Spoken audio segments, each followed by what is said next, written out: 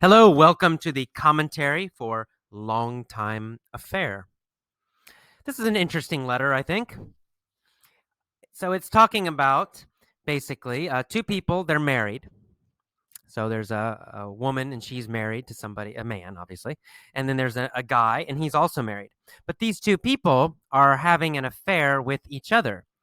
And an affair is a relationship outside of a marriage. So if you have a girlfriend who's not your wife, that relationship is called an affair. Or same with a woman or a man. So they're having an affair. It's been happening for a while. So it's not a short thing, it's a long-term thing. And they love each other very, very deeply. Unconditional love, they describe it. Our roots are intertwined, so their deep feelings are intertwined together. But they're in their 50s, so they're older, and they don't want to leave their families. Maybe they have children, probably adult children, and they don't want to destroy their families. So this is kind of an interesting situation. And I used this in my class here in San Francisco. There was a very interesting discussion about this article. And I think there were a lot of different opinions, actually. I was a little surprised. Uh, so some people thought, oh, it's terrible. They must end the affair, and they're doing a very, very bad thing. And that was kind of I would say that would be the normal American reaction, the normal American opinion. However, most of the students did not have that opinion, and most of my students are Asian, Japanese, and Korean, and Thai. And most of them actually had very different ideas. I would say about half of them said they should continue doing what they're doing, but continue to be secret. So they said continue the affair because they love each other very much, but they also love their families and don't want to hurt their families. So they said, these students said, just continue doing what you are doing, but keep it a secret so you don't hurt your families. So just continue going. And they thought that this is not so terrible because these people love each other very, very much. And it's not horrible. They're not bad people. So that was another opinion. And then a final opinion was that they should get a divorce. Each of them should divorce their families, their spouses, and they should marry each other. So they should stop this affair because they obviously love each other so much. Maybe they don't have the same feeling for their wife or husband. They should get divorced, each of them, and then marry each other. And that was the third opinion. And those two opinions, those last two, continue or get divorced, were definitely the most popular opinions in my class. A little surprising to me.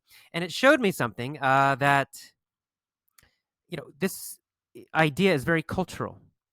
The idea of having affairs and the idea of what is good or bad in marriage has differences in different cultures. Not that anybody thinks, encourages affairs. Nobody was saying, oh, affairs are good. Every husband and wife should have an affair. Nobody said that.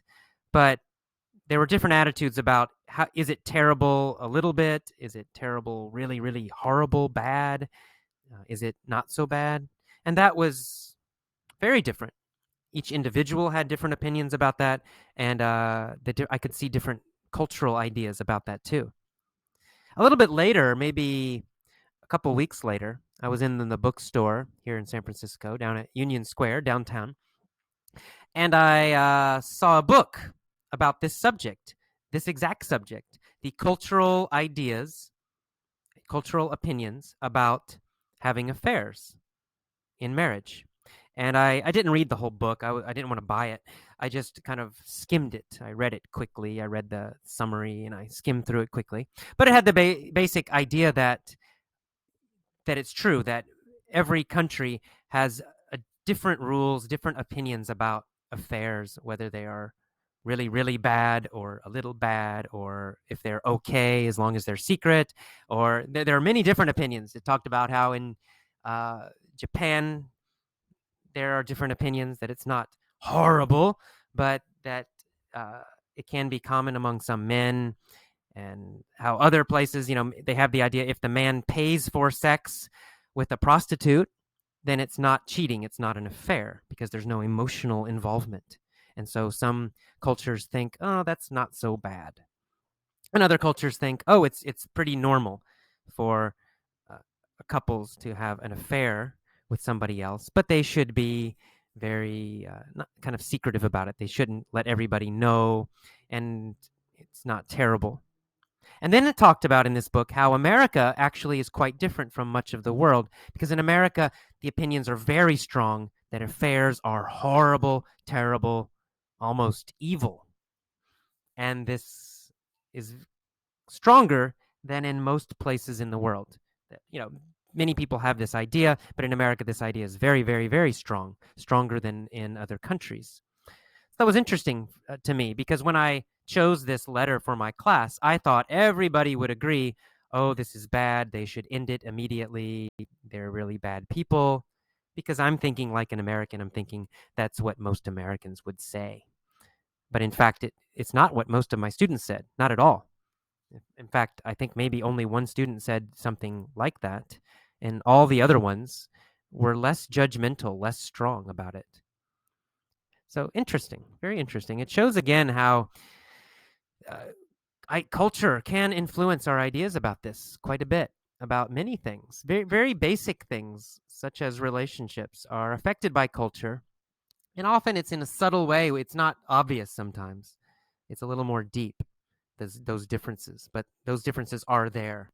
And, learning to communicate effectively is important so we can understand those differences. And I don't think in these kind of cases, these kinds of situations, there's no right or wrong answer, right? God didn't write something down and we all must follow it.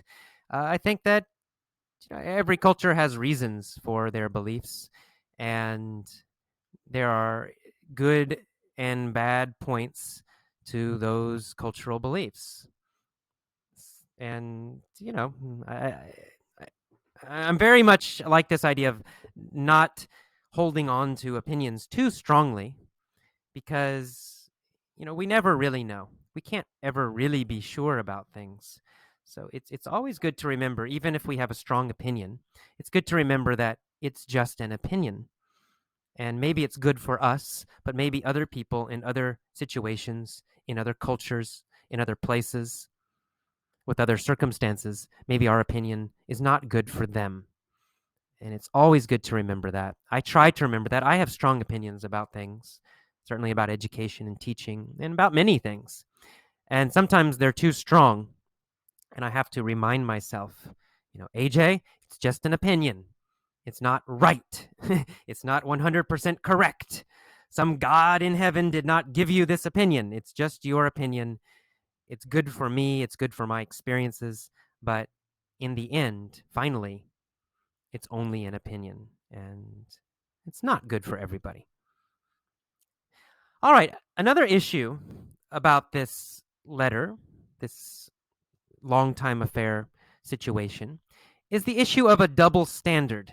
And this is something we also talked about in my class, and something that I feel very strongly about.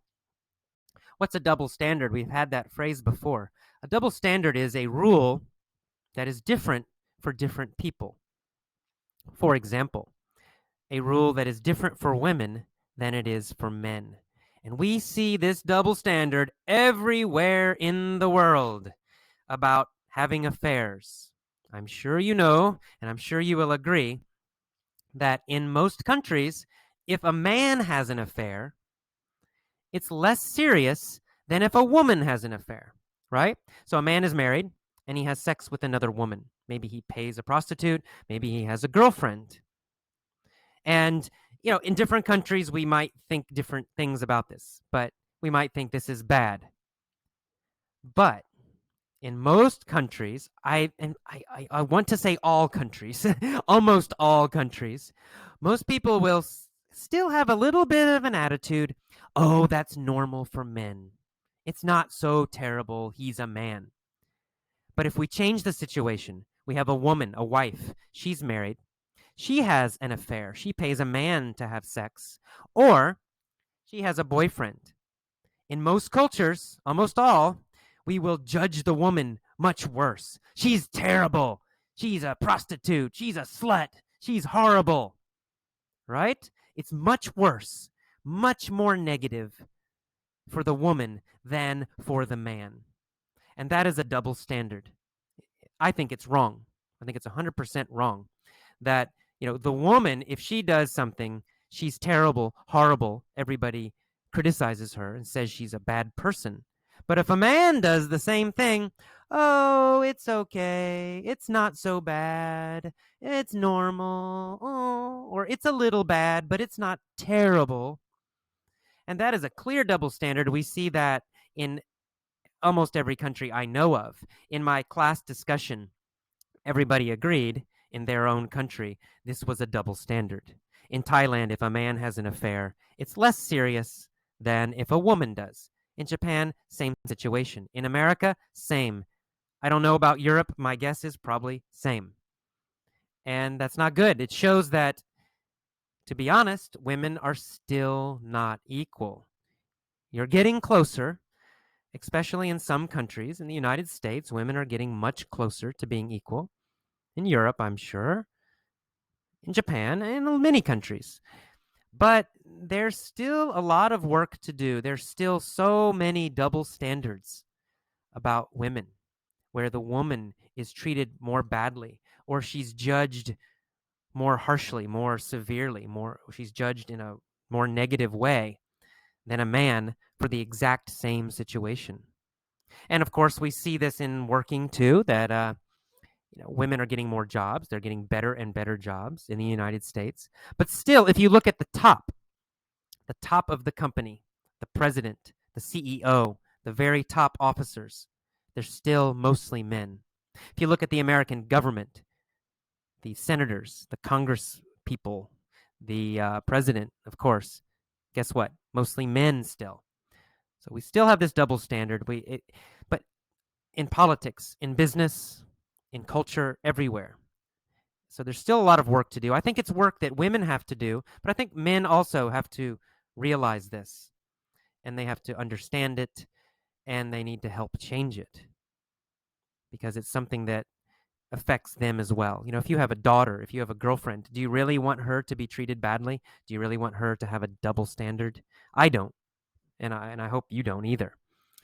So it's a big issue, this idea of double standard. And I think that we see the double standard issue most strongly about sex, when it comes to sex, sexual relationships. That's where women really get treated badly, and they get judged differently and much more negative.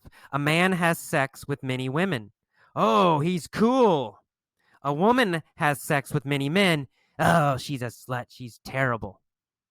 Same situation. The woman is treated very negatively, very badly. The man is almost admired, almost complimented.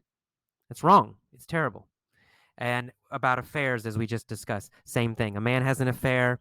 Oh, it's not so bad. A woman has an affair. Terrible, terrible, terrible. So this is a double standard that in the area of sex, even I think we see this a lot with even enjoying sex. Men are taught to enjoy sex. If a man really likes sex a lot, it's great, and he's very passionate, then that's seen as wonderful. He's a passionate man. But if a woman really enjoys sex and she's very passionate and very direct about it, then she gets criticized a lot. Sometimes she's criticized. And so we see a lot of women who are afraid to enjoy sex, or afraid to say they enjoy sex. They're afraid people will criticize them. Another double standard that we see with women, especially in this area of sexual relationships. So anyway, those are the two big issues I wanted to talk about. One being the double standard that we see with women and men in most cultures, most societies. And then the second thing was just the cultural differences from country to country, region to region, about this idea of having affairs. How bad is it? Well, that depends on where you're from. It probably depends on your age, many different things. All right, well, very interesting topic this time. Hope you enjoyed it. Remember, please help us out. Go to Delicious, right? Go to Delicious and register.